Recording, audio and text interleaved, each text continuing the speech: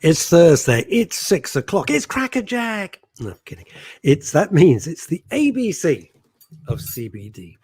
Hello there. I'm Russ Kane. This is Men's Radio Station, and you're listening to us either live on our website on www.mensradiostation.com, or you can hear us on Twitter. You can hear us on our Facebook page. You can hear us on my Facebook page. And most excitingly, you can see and hear us, which might be a little bit of a shock, on our YouTube channel, which is Men's Radio Station. Just look it up on YouTube. And if you're there, please, if you would hit the subscribe button and the like button, that would do us a most enormous favor. Anyway, it's April the 1st, but he ain't no fool, because he's so cool. When he eats his food, it's never gruel. When he puts his fork to his mouth, he never drools. I think that's enough of that. I don't know. Are we going to do the whole episode in poetry today? I'm thinking of iambic pentameter. I'm not entirely sure. Shall we do a rhyming episode? Can you? No. I reckon we can do a rhyming episode. It's just Oliver and Russ. I reckon we can do a rhyming episode. They're making no fuss. Yeah. It's please stop. Please stop it now, because I'll get stuck. I will be stuck into that groove. He is, of course, the master of CBD and the man you bizarrely taken to your hearts, and he's become a really good pal of mine, Ollie Mammon. Hey guys, we're not doing rhyme, okay? No, we are so tempted to do rhyme. No, I have got poetry in my soul, so I mean, I'm really tempted to do this. I've got Doc Martens on my soul, and that's fine for me. Nice. I got diamonds in the whole soul. Do you actually wear Docs? Always, yeah. Jumped in my books. You have just jumped in my books. Why? I don't know. I thought you were like a loafer wearer. Loafers? You seem like a loafer wearer. My mate Bobby Crush. Bobby Crush always says when someone is a little bit, if he goes, you know what, Russ? I think he's a little bit light in the loafer. Bobby Crush. But you're a doc wearer. That's very cool. Literally, just jump 3 points. Doc Martens I bought in LA. I got 5 pairs of Doc Martens. I love them. They're why are we plugging them? They're not paying for. I'm about to say, yeah. So, like, can we play our advert for the company we're supposed to be? Stop Doc Martens. Let's get on to the Tincture Club, who are our sponsors. If you would be so kind, Mr. Sinner. I'm sure you've heard before that good quality CBD needs to be really, really expensive. This is the new view of CBD. A product created by users for users. A product at an affordable price, available everywhere, at any time, at the simple click of a button.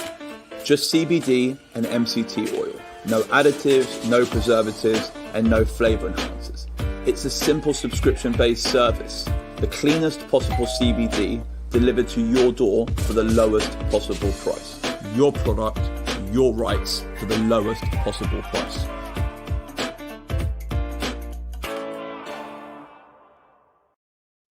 Still the coolest advert that we do on Men's Radio Station. I love it. We've got some more new cool ones. We've got some new cool ones coming up with some new sponsors and some new shows. But that, it's going to take some beating, I'm telling you now. It's great. And when they beat us, we'll redesign it. We will come back again with something mega. And I'll get like Arnold Schwarzenegger with the exploding car. And, you know, like we'll go mental. We'll go mental. No one will ever beat our advert, okay? That's my promise. No advert shall ever beat us, guaranteed. Says Ollie Miller, the man who bought you CBD. Episode 27, dude. I can't believe this is episode 27. Have you not given up yet? Have you not given up yet? Who? You're talking to me or our worldwide audience? Everyone. As in, like, have you not given up on me yet? No, because people absolutely love it. I get so many private messages. Seriously, we get messages on the show, but I get a lot of private messages saying, "Oh, Russ, really watched that show. Really enjoyed it. I found it the greatest education. I knew nothing about this subject. I was full of trepidation. I'll be honest with you, Ollie. I was full of trepidation. I hadn't met you, hadn't spoken to you really. We had hours of phone conversations. I thought, let's give it a go. What's the worst that can happen? Never say that. And it's been a blessing. I've absolutely loved it. And I've become a real advocate of it. I have to say, I really have. You've helped me. You've helped my dog. Not kidding. Yeah. You've helped our listeners. Mandy, listen to this. First question before we get our special guest. Mandy Miller. Good evening, Mandy. My 94-year-old mother has bad arthritis in her knee. Do you think your CBD will help her? Ollie. So I would actually recommend you don't go for a tincture drop first. I would recommend you try some form of CBD balm or something like that. That's what I would recommend for like arthritis in the knee. And what I give my mum for her arthritis in the knee is what I use for my a repetitive strain syndrome in my wrist as well. That's what I would recommend. It's a little bit less invasive as well. And generally, what I found is, people who are in significant amount of pain, they'll feel more relief from that than, let's say, taking a tongue drop. Because it's direct application, you can find something which is going to be warming or cooling, depending on, the issue she depending on the sensation she wants, to give to alleviate her pain. But that's my personal recommendation, is try a CBD balm or a CBD topical of sorts. I would actually recommend you go for something like on the warming side. So something like Taylor Man would do like a heated balm, but I would say something which has got like a camphor or a lavender or a black pepper base in the essential oil. So it provides more of a warming sensation, as opposed to, let's say, a cooling balm, which would be a menthol base or a menthol crystal base or a mint base or something else. That's what I would suggest. And Mandy, don't forget, go onto the Taylor Mammon site. Oh, this is sounding so American. Go onto the Taylor Mammon site. Just put in the code Men's Radio, and you get that won't actually work. Discount. Will it not? Unfortunately, the Men's Radio code won't work on the site, and also Taylor Mammon you can't buy from. That's it. So I'd actually excited. I would say we have a brand which we manufacture for called Patch Adams. So PATCHADAM. Maybe it's Patch Adam. Yeah, Patch Adam. Google it, Patch Adam CBD. They do the heated balm and the cooling balm. I would suggest you try that out first, or any other CBD balm out there which you guys have confidence in if you know someone else who manufactures. But that's what I would recommend for an arthritis sufferer. But Mandy still goes on the Taylor Mammon site, right? You can still go on the Taylor Mammon site, yeah. There you go, Mandy. That's sorted that. Right. Waiting in the wings across the world. Our pleasure, Mandy. Your special guest today. Should I introduce him? Let me introduce him. He's come a long way. He's come all the way from Kentucky. 7,000 miles. I'm going to try and do this introduction in 1 minute because me and Ross have already talked quite a lot. So over the last several weeks, we've been discussing the concept of growing hemp and growing cannabis to create cannabinoids and other hemp-derived products for the UK market. So that's what we've been discussing. We've had a whole bunch of guests over the last 7, 8, 9 weeks. Everything from Jamie Bartley, how to build a house from hemp, to medicinal farms based in Guernsey and the Isle of Man, looking to produce cannabinoids for like consumption-based products. We've been focusing mainly on the UK market and UK supply chain. We've met farmers who have planted plants, and we have met farmers who have planned to plant. We've met entrepreneurs, farm owners, brokers, suppliers who aim to facilitate the UK market with cannabinoids and who aim to capitalize on this new demand for both controlled and non-controlled cannabinoid products in the UK market. Over the last several years, there's been this migration towards the cannabis industry, especially around Europe and the UK, with this whole new wave of green, which is coming. Green wave, which has come. And after many years of prohibition and many years of extreme harsh laws around farming hemp and cannabis, the world and the UK has started to loosen up a little bit more. However, in the UK, we're still very restricted, as we've heard from Jamie Bartley, and we're restricted in what we can grow, how we're allowed to grow it, and what we can do with what we grow. So the hurdles and barriers for entry into this new market are still extremely harsh, but it's still not deterred people. So there's still been an influx of people trying to fit around the barriers and the parameters of which you can grow in the UK. Fingers crossed the UK will start to loosen laws around cannabis agriculture or implement a framework which allows for more opportunity locally. But as we've heard over recent weeks, a lot of these UK companies are searching for more realistic opportunities. So, for example, our guest last week, Kevin Gallagher from Douche, told us about what they're doing in Colombia. We've had GLO, I don't know if you remember Alex Frey, 3 or 4 weeks ago. He talked about what they're doing on the Isle of Man. We met CBD Brothers, Zeus. Cool. Yeah, it was incredible. We met Zeus from CBD Brothers like 2-3 weeks ago. He was telling us about what he's doing in Guernsey. So cool. Literally the coolest dude ever. I mean, I thought my screen was going to freeze. So there's a rapper who's called The Weeknd. Whenever I see Zeus, I think of The Weeknd. And that's literally what I see. And the first time I met him at a show, I was like, that's The Weeknd. As in, he's just so... I've never met The Weeknd. I've just seen pictures here or there. But I mean, they have that same aura. He's like a rock star. Do you know what I mean? Like, the first time I met him, I thought he was a rock star. Anyway, carry on my introduction. So yeah, you have like CBD Brothers, and you've also got like George Thomas from Sativa Wellness Group, who've been like trying to build this farm in Eastern Europe and stuff like that as well. The truth is, though, globally, opportunities are limited to the appetite of the government in power. And most cannabis economies around the world are new, heavily governed and restrictive in one capacity or another. And, you know, as always, new ideas always take time to cement. Our guest today has not had to play around these barriers. Our guest today is fortunate enough to be American. Yay! And because he's American, he's been legally allowed to get his hands green for about the last 2 decades. So Chris Macaluso has literally grown on every single level. And today we talk to him, we learn about his journey during the growth of the American cannabis industry. So he's been involved in this space for 25 years. He's not a new kid on the block. The American cannabis industry is about 25 years old. It started in 1996-ish. That's when legalization happened, or medicalization happened. Yeah. And Chris has basically been around since that turning point, if not before. And there's so much which he's experienced, which we're going to experience. You know, there's so much, you know, change which he's witnessed, which in his economy, in the American cannabis world, he's noticed and seen these changes and lived through these changes. Well, remember, when America sneezes, Britain catches a cold. And that's what's going to happen here. So, yeah, let's get him out. Let's get out Chris Macaluso. Kentucky. And I said this, he is a true botanist. I mean, that's the best way of describing him. He really is a true grower, and we're lucky to have him live and direct. Welcome to Men's Radio Station, Chris. Great to have you, and how lovely to have a guest all the way from the rolling green hills of Kentucky. Good afternoon, gentlemen. Thanks for having me. Yeah, well, you've fallen at the first fence there by saying gentlemen. That's where you've gone wrong. Nothing Big gentle mistake. About Russ. Nothing gentleman. Nothing gentle. He wears Doc Martens, you know, that's super rough around the edges. You know, only punk rockers wear Doc Martens. Stop. He's come all the way from Kentucky. Just think about my Doc Marten boots. So talk to us, Chris. Been in the industry for 25 years. How did cannabis find you? I actually went away to college up in Humboldt County in Northern California back in 1992, and cannabis found me there before legalization. So we won't talk much about that. But when I returned home from college in 95, 96, Christmas of 95, we were passing legislation for medical cannabis, which was Prop 215. And it was the Wild West and absolutely gray market. So I got involved there. I started with a couple lights in my bedroom at my mom's house without her knowing.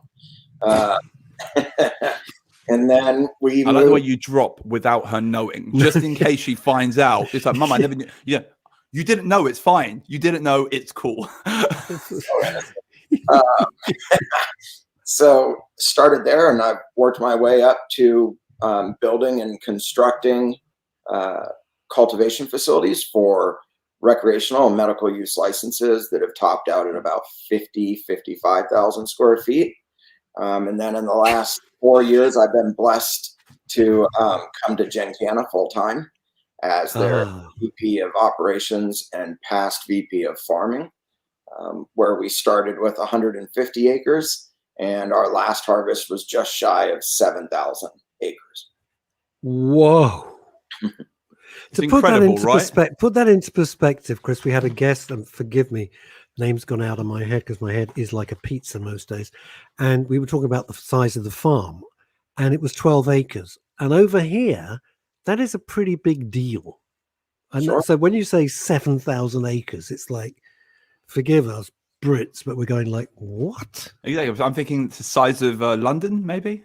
Half the size of England. It's big. Maybe? I'm going to work it out. Talk to our guest. I'm going to see how much that is. It's ironic you say it that way, because if you think about it, in California, the largest plot of land or license that you can have, single license, is 1 acre, which is just shy of 47,000 square feet.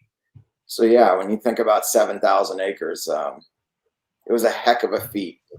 It's an incredible amount of All right, I'll hemp put it to in grow. perspective. Let me put it in perspective, you guys. This won't mean so much to Chris, but to everyone listening in the UK and around the world who knows London, Hyde Park, which you've ever tried to walk around, it is bloody huge, is 350 acres. So the whole of Hyde Park is 350 acres. So 20 times. And Chris has got 20 times that growing cannabis plants. Unbelievable. Wow. It's absolutely incredible. Wowza. Okay. It was incredible. And just to be upfront and honest about it, there is no way that we would have been able to do that without an incredible team of guys and girls that were committed, that put 22-hour days religiously in 7 days a week, and about 63 farming families that contract grow for Gen Chem. So it wasn't a feat that was achieved alone by any means. I just happened to be the ringleader at the time. And there's a lot. We looked at it. We affected personnel-wise, including immigrant labor, 613 people were under our employ to some extent throughout that year. Wow. It's incredible, right? But you think about the size of the operation. So when we were talking about this yesterday, I'm moving a little bit further down my notes than I want to. But when we were talking about this yesterday, so his first grow was 76 plants, and his last grow was 26 million plants. Excuse me? Sorry? 40 million. 40 million. Well, I came in under that. Okay, 40 million. It just sounded. It sounded too ridiculous. It sounded too ridiculous. But I mean, you start with 76 plants, and then that's the first grow you ever did was 76 plants. You did 16 lights, 76 plants, and your last grow was 7,000 acres and 28 million plants. He's saying 40. I'm saying 28 because it still does the same amount of damage to the end user. Okay, 40 million, 28 million. I mean, like you're still minutes. Million. Right, it's a lot. So let's just go back a little bit. So you started growing, okay? So 1996, you started growing. You had this thing. Why did you start growing? Initially, I started growing because, to be honest with you, the market was lucrative, and I was a profiteer at the time. I was one of the first patients in the Bay Area of California. I received my recommendation in '97 when the program went live. And at the time, we grew under recommendations from a doctor, which then we supplied all of our goods to a collective or a cooperative where the patients would come and then get their medicine or product. At the time, my business partner and I think were the third, I'm hesitant to say licensed, but permitted vendor for the Oakland Cannabis Buyers Club. Very cool. We grew for the club and then for all of its patients. So how do you go from, sorry, go on, Ross, talk. I'm curious.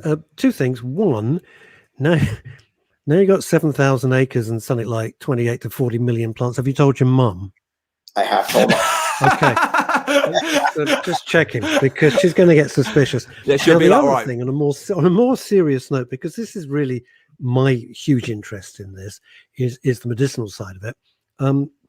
What were, on average, what would you say? What were the range of ailments that people were coming to you in Oakland for? Because it's so important for our viewers and listeners around the world. Sure. To try and get an idea of what this can try and help. Yeah, let me add another level to that. So Chris, you come from a space, in America, there's an understanding of what cannabis can do for the end user. There's a little bit of education around the differences in strains, and there's a little bit of education around consumption habits and, how a product should be administered to the end user. There's a little bit more of this understanding. The UK is still a very, very limited educational space. I think that's the best way of saying it. Now, in a few weeks, we're behind America by a decade or more. By 25 years. Like in a few weeks' time, we've got someone coming on the show who runs a cannabis clinic in the UK, and there's only 3,000 patients who have signed up, and most of those patients are pain management. But pain management is a group. It doesn't, when people think pain management, they think either my pain will be fine or I'm in too much pain to go through that management process. But actually, to be honest, there are so many applications And I feel like in America, more people know that cannabis will help them than here. I feel like here, people aren't even in the know that cannabis might be an option for them. Yep. I think that's the natural progression in any new market, even here in the US, as more and more states implemented a medical or a recreational program. Like you said, the education around the industry took off like wildfire. But look, last night, I think New York voted to allow for recreational or adult use.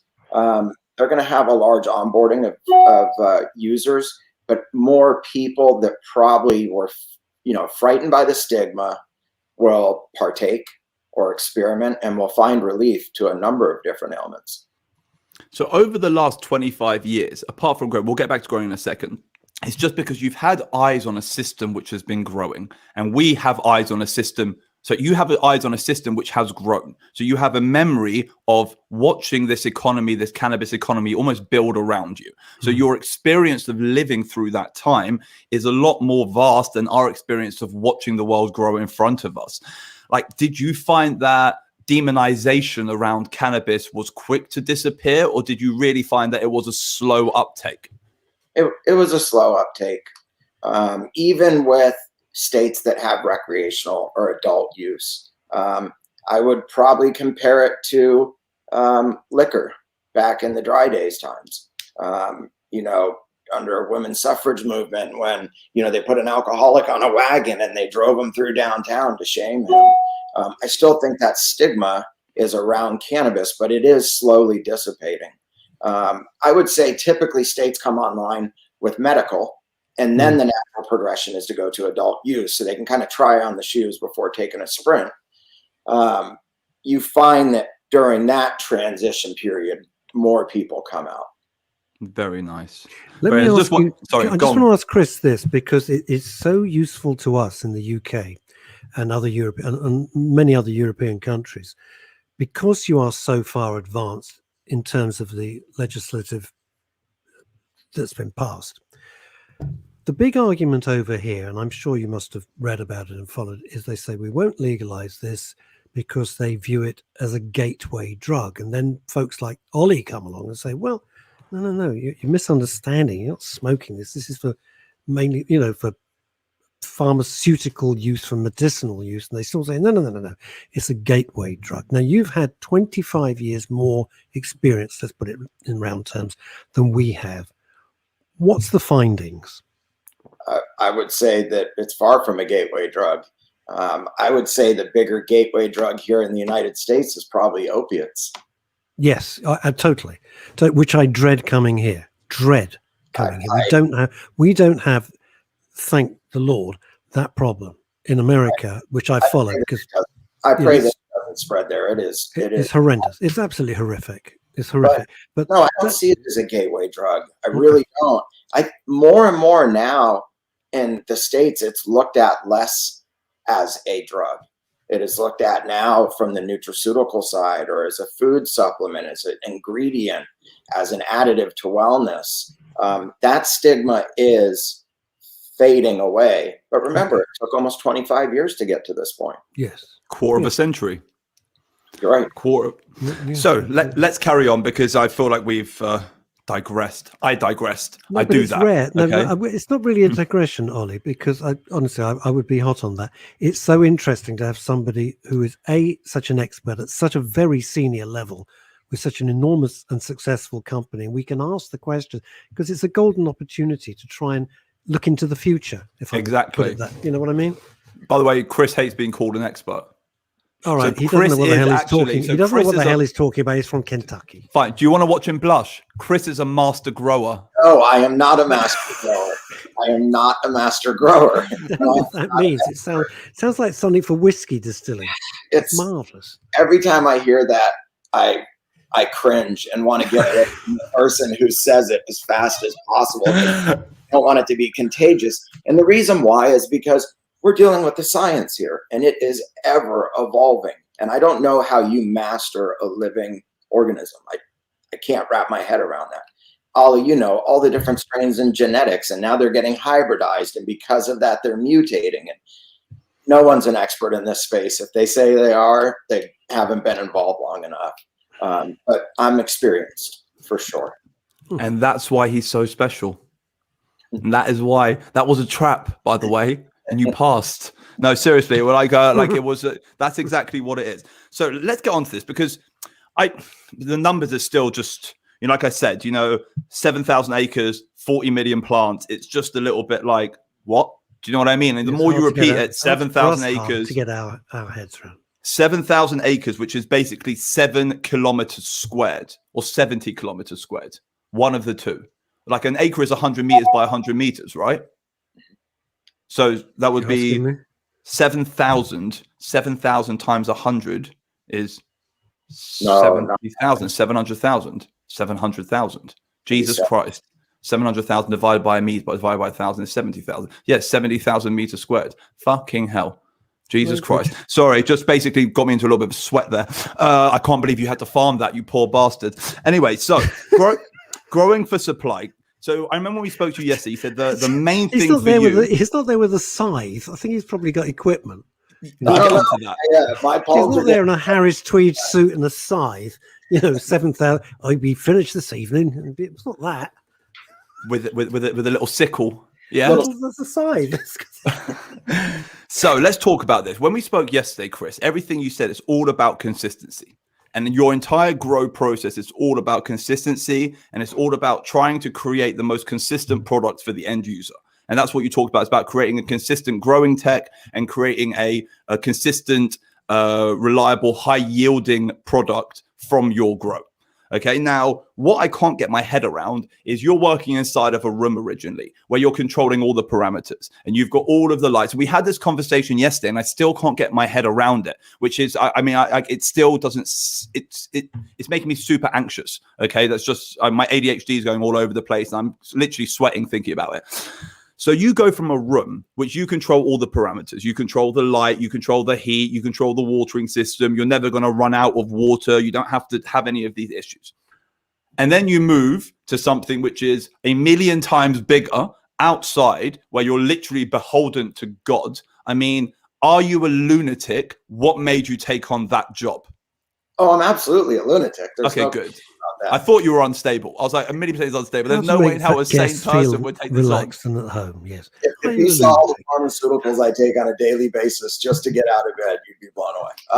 No, I'm definitely insane. I think this entire company is a startup in the early days. Everybody looked at them and us as being lunatics or insane and out of our minds. But you asked earlier how I got involved, and I said rather candidly, I was a profiteer at first. It did not take long for me to become an advocate. And as you start to interact with patients, even people on a recreational level that are finding wellness, as you start to interact with them, you can't help but to be drawn in as an advocate, to become emotional and passionate about it. So it was an opportunity for us at Gencana and with our farmers to do a couple things to help replace the tobacco industry here for farmers that were struggling, to be able to bring cannabinoids on a global level. And as you said, to produce a consistent quality that we could provide to all of our customers so that they could then turn it over to their customers on the retail end. Very quickly, as an aside, were the tobacco farmers struggling because the prices were coming down, or the market was shrinking? Several things. So prices were coming down astronomically. Big tobacco was putting a squeeze on the farmers. Contracts that they were issued were now starting to get cut back because they're producing tobacco outside of the United States. Mm-hmm. And also, we've seen a dip in tobacco sales with all of the truth in advertising type campaigns. Yeah. I'm just very curious. So Ollie, 2 seconds, because it's a question. It's all about scale and it's all about economics as well. What does a pack of 20 cigarettes in America cost? I don't smoke cigarettes, so I haven't the faintest idea. I quit a couple years ago, and it varies depending on the state you're in. In California, they're probably $10 a pack. In I would Kentucky, say 15 probably. they're about 7. In New York, they're definitely 15 or 15 20. to 20 bucks. Wow, Yeah. are they really? So I think it's 11 or 12 pounds a pack over here. So I don't know what that equates to. And if you're in Oregon, there's like literally no state tax. So basically they pay you to smoke, which is kind of fun. So it's like, you know, you get out the airport, in Eugene, and they're like, here's your 20 deck of cigarettes, enjoy your trip. And you're like, oh, thank you. It's nice. It's like a little lace when you get out. No, so sorry, I do that. Stupid comments. I apologize. Nothing to apologize. I shouldn't make it fun. Anyway, so I really want to know about this. And I want our listeners to know about it. So growing cannabis for THC and growing hemp for CBD, how did it differ? Scale. Also, when you're growing for THC, you're similar to CBD, you're trying to boost the percentage of, the most sought after cannabinoid in that strain, and including some of the minors. THC, the genetics are not only changing, but there are so many genetics that process is changing all the time. It's hard to remain consistent if you're trying to satisfy the masses. For me, I'm a little bit more of a control freak. So even when growing cannabis for medical or recreational market, I only stuck to a couple genetics because I wanted to get as close to perfection on them so that I could consistently produce that quality. And then it became, how efficient can I do it? So growing THC is incredibly expensive. Most of it is grown indoors. Power's not cheap. Now there's the cannabis tax on everything you touch. So it was, how do we get cannabinoids out to a market that we can do it on such a grand scale at so little of a price that no one can compete? You look at a pound of cannabis in California right now, let's say $2,000 a pound. You look at a pound of hemp in Kentucky right now, maybe $25 to $5 a pound. You can't compete with that. There's no way that you could do that in an indoor environment. Just your water bill alone would put you net negative. So scale. I would say scale, the economies of scale, the size in which we grow, the equipment we use to grow, the market we're able to, saturate and to touch.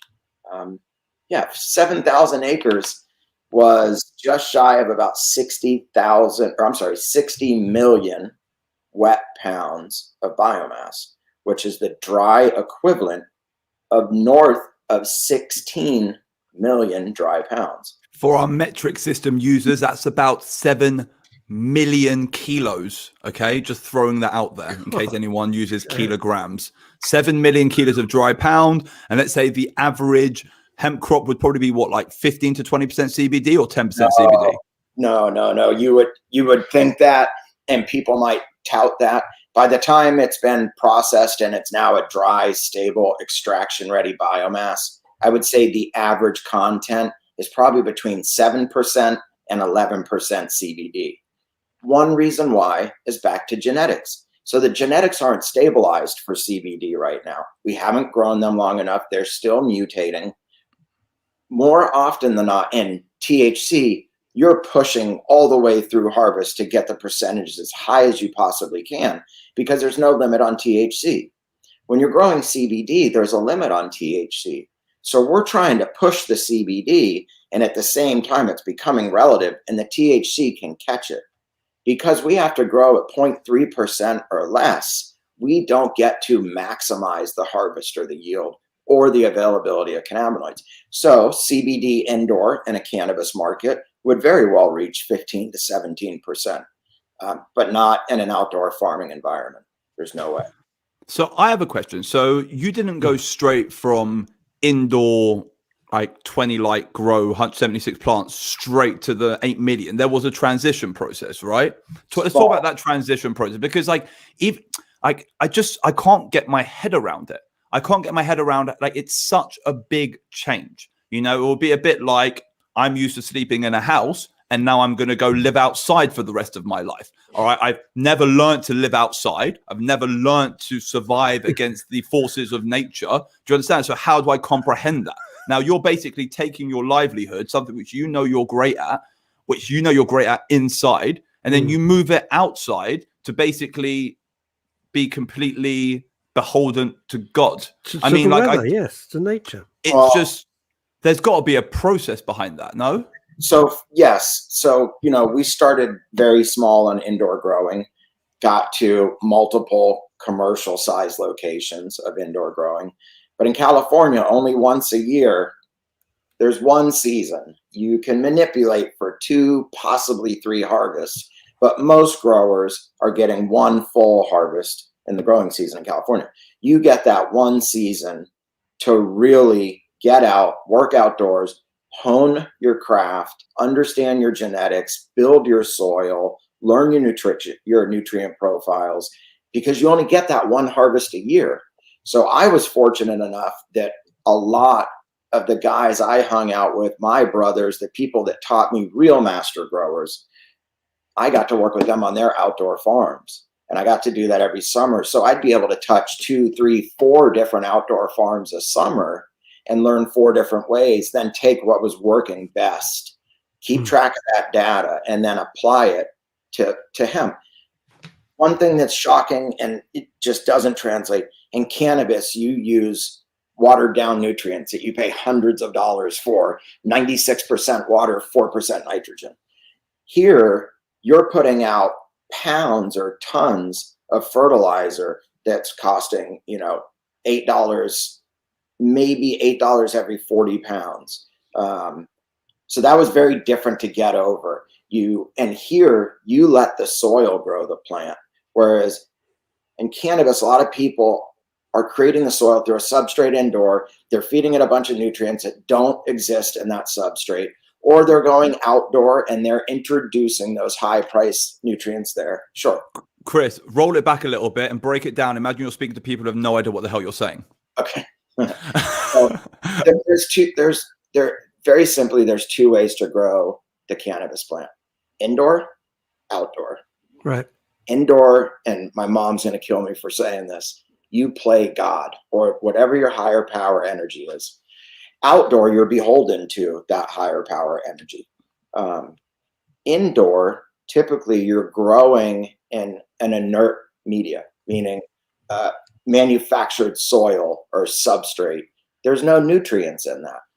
So you're feeding your plant very expensive nutrients like vitamins or different proteins, etc. To prompt a reaction out of it, right? Yeah. Yes. Yeah. And then growing outdoor, the difference is that the soil has been fertilized or has been naturally conditioned or grown or has natural microbes in it that are growing season after season as farmers take care and steward their land. You use very little nutrients because all you want to do is prompt the soil to deliver to the plant. So outdoor, lack of nutrients; indoor, plethora of nutrients. And then you have to find the economies of scale and figure out, our president of Gencana, of the old company, used to call us renegades. And, you look at the risks that we were doing, more often than not, we got lucky. I mean, to scale 10 times over 2 years in a row is insane. 1,000% more twice in a row is insane. Yeah. Insane. Phenomenal. Good times. So let's talk more about that. So let's talk more about Farm Team 7. 7777777. Uncanny. What an effect that was. So don't be mean to me, Russ. I'm trying. Cena could have done that. He's got the echo button. He could have done it. Cena's sitting there going, what is happening on this show? So let's talk about this team of yours. Like you said, you would not have been able to accomplish this grow. You wouldn't have been able to harvest what you harvested without this Farm Team 7, which you said was basically like your Navy SEAL Special Ops Forces team, who basically they can accomplish anything. 12 Liam Neesons and 12 daughters have been taken, and they're like, I don't care, I can handle this. That's basically the way you describe them. I don't know who you are, but I know where you live, and I will grow you. There we go. Enlighten us. Tell us about how much was it like? Tell us about the experience of the team. You know, tell us about like that journey. So initially, there was 7 of us when I came full time to Gencana. There were 7 people on our farm team. We called it Farm Team 7 for 2 reasons. One was to pay deference and to the Special Forces operators, to which we have friends who are to American soldiers, etc. Also, the 7 was representative of the 7th letter in the alphabet, G for Gencana, and there happened to be 7 of us lunatics working together. That was 2017 and 2018, and then we scaled, and we had probably about 85 full-time employees, and out of those 85 of them worked around the clock, 7 days a week. And I'm not joking. In planting, when we're in the greenhouses before planting and at harvest, we are literally working on average 18 to 20 hours a day, 7 days. It is not for the faint of heart. It is not for the weak. What is it about the industry? I'm fascinated by this, and not just by your knowledge and your scientific approach, and also your very commercial approach as well. What is it specific about the industry? You can find 85 random people who said, "Yeah, we're going to work those hours. We're not going to complain. This is the world we want to inhabit." What is it? Work ethic and passion. So I would say 2 things benefited us in Kentucky. One, in Kentucky, there is an incredible work ethic here. People take pride in ownership, pride in their craft or trade, and you don't find that everywhere in the States. It's like the American dream, isn't it? You know, like my dad always taught me this, you know, and I've got a few colleagues and friends in America, and they always brought this up, that old school American mentality of someone looks at their boss and they want to be their boss. They're not jealous of him. They're like, I'm going to earn my way up to there one day. And in England, you have a mentality, you look at your boss and you automatically hate him. Because your boss has got everything that you don't have, and you have convinced yourself that you're never going to get there. And that's the American dream. The American dream is, you know, one day you're driving a crummy car and the next day you're driving a Cadillac. Why? Because it can happen in America. Like, do you reckon that mentality is still present in Kentucky? Absolutely. I love that. And the other thing, too, is you have to understand is that in 2018, we were 4 growing seasons in to hemp. It had taken off like wildfire. Gencana laid the groundwork with one other company here in Kentucky. We're definitely pioneers. And that drew some of the best talent from around the country. People that were working for cannabis companies that either 1 had gone bankrupt, 2 weren't treating their employees well, or 3, they saw an opportunity to come and to grow outdoor beyond their wildest dreams. I never thought I would grow more than an acre of cannabis. Never. So we had the ability to pick from a pool of people that took their work serious, came from multi-generational farming families, had that good work ethic, and lastly, most had transplanted here from other cannabis-rich states. Fascinating. Absolutely fascinating. Did you find that most people who moved onto the team, so part of that, those 80 operators, as you call yourself, okay, did they all come from cannabis? As in, were there any operators who came from, regular farming, I want to say? And how did they take as compared to the farmers who came from a cannabis background? Did you find that the cannabis background helped or hindered people in their journey with you guys on your 8 million dry kilo adventure? I'd say both. So we as cannabis growers would not understand the commercial magnitude of farming if it wasn't for the farmers that worked with us, children of or actual farmers. Like I said, multi-generational farmers, 5, 6, 7 families of farmers before them. They had amassed land. They had the worst conditions. They've seen the best conditions. They've conditioned the soil. I mean, it's a journey. So I would say more often than not, us cannabis guys got in the way because we thought we knew everything about the plant and how to grow it. But the application at such a small scale, coming over to a commercial scale, with commercial farming. I mean, we're using tractors. We never used tractors in California. Is this what you meant yesterday by mechanism? You were talking about like there's no mechanism to growing cannabis, but so just remember, I don't have this written down, but it's just written in one of my other books. I just remembered that there's no mechanism to growing THC rich cannabis, but there is a mechanism to growing hemp, and that mechanism. So tell us a bit more about that, because that actually means something. So what we were able to do as a company was to link up with a lot of struggling tobacco farmers, even very successful tobacco farmers that had lost portions of their contract. Well, very similar to tobacco and other vegetable crops, we can grow and plant seedlings or clones through mechanisms that already exist in agriculture, like a water wheel planter, a carousel planter, a finger setter, a plant tape setter. I mean, the technology that is in today's commercial farming is incredible. It's from old school rusted tractors from 40 years ago still running, all the way to fully automated, AI type systems that are running on their own 24 hours a day. So what we did was we took old tobacco farmers, used their old tobacco equipment, slightly modified it, and then went to the races and planted as much as we could, as fast as we could. When you say slightly modified, like, is that because hemp is a more delicate crop than tobacco, or was it because tobacco was scattering seeds and it wasn't planting seedlings? As in, like, how did you have to modify the equipment, and how did you have to modify the process? Sure. So we would modify the equipment very, very lightly. It would be, how deep do we plant? At what spacing or setting are we planting? How much of a water or nutrient shot is the plant getting when it hits the soil? How much do you come up and heal the plant with the soil afterwards? So just a lot of fine tuning with the planting mechanisms.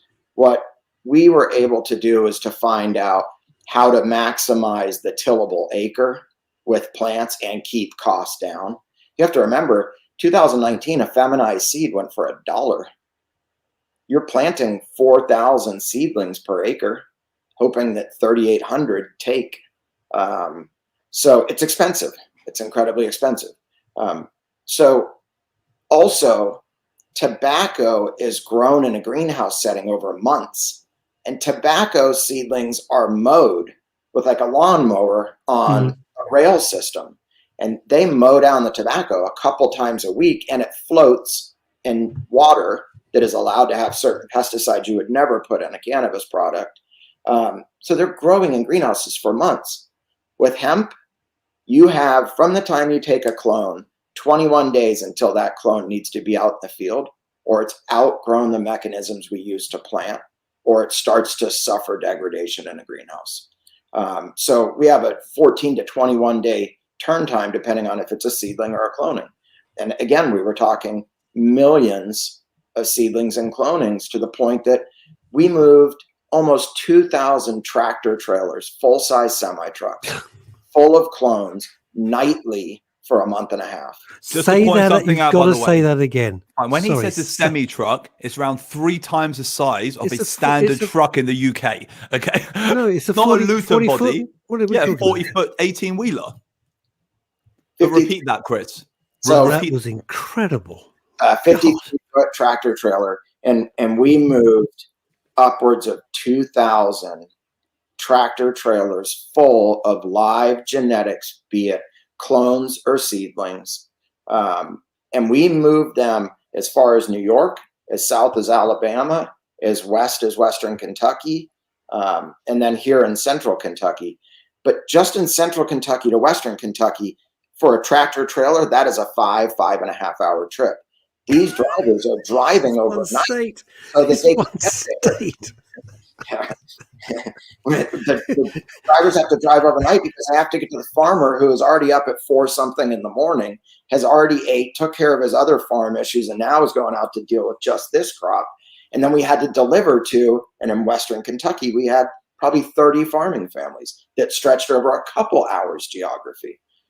It was maddening. It was a orchestration of lunacy. It's incredible. It's absolutely incredible. It's Doesn't make sense. Why we're sort of gobsmacked here, like two Muppets going, what?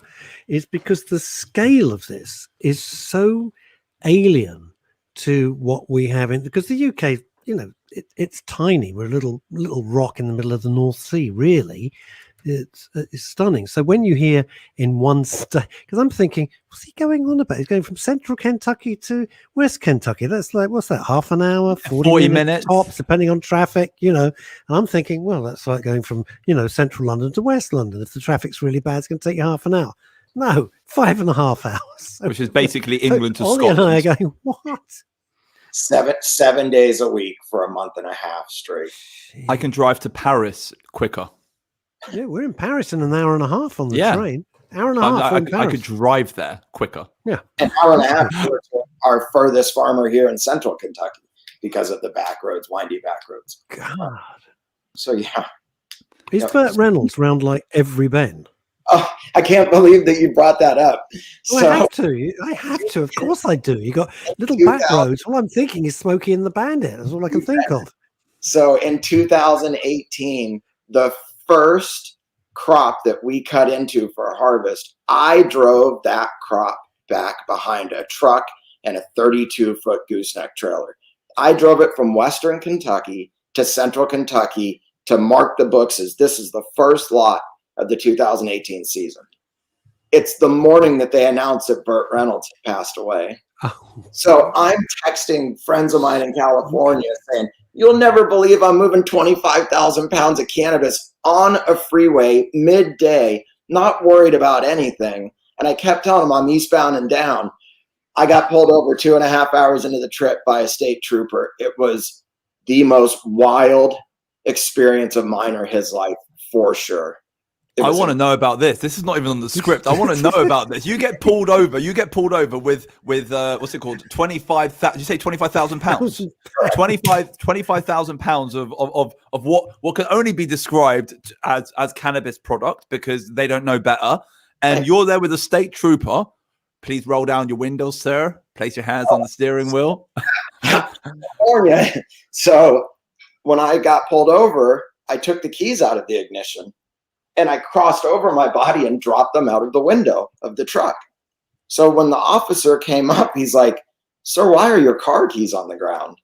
And I'm like, oh my, where's this going to go? I said, they're there for your safety. And he said, do I need to be concerned? And he puts his hand on this. And I'm like, no, you don't have anything to be concerned with.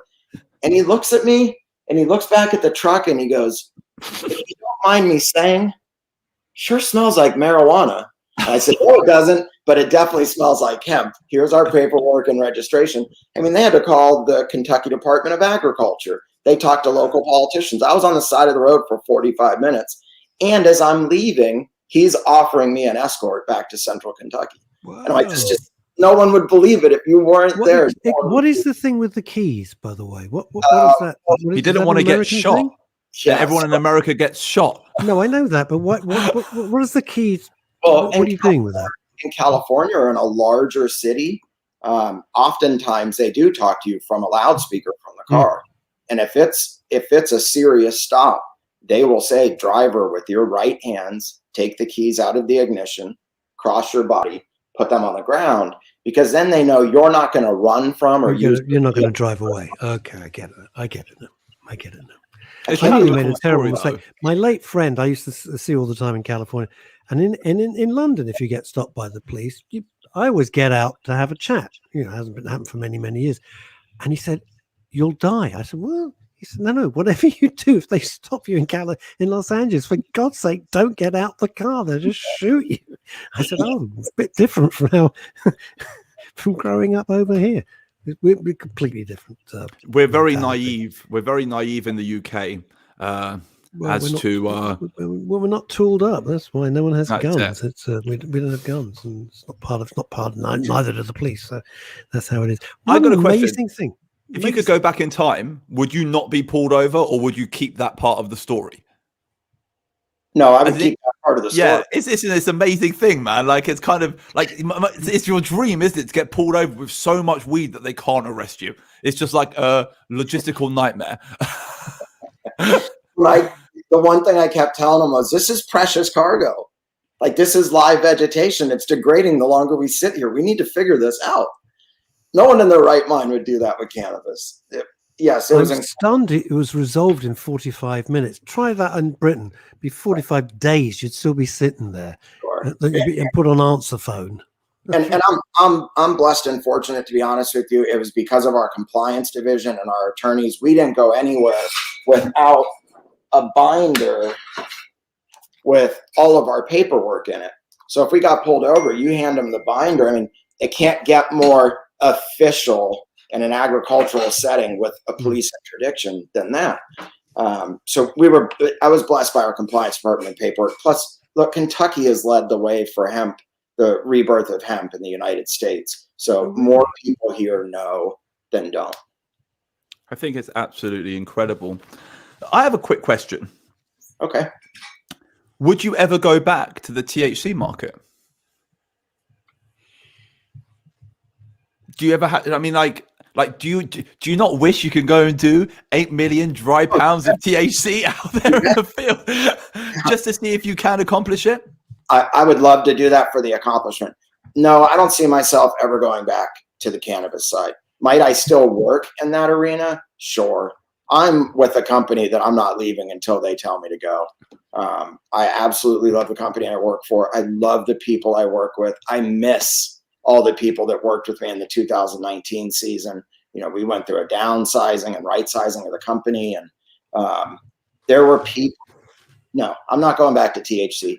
The only thing I would think about with THC that would be interesting is growing at that scale and being able to push the genetic all the way to its peak performance. That's the only thing that would get me excited about the THC market. If I don't have to worry about THC getting above 0.3%, the yields that we would pull, the things we could do with this crop, if the genetics were stabilized, are incredible. Is that 0.3 because you're supplying EU, European, and controlled states in America? Or is that 0.3 just general laws around hemp?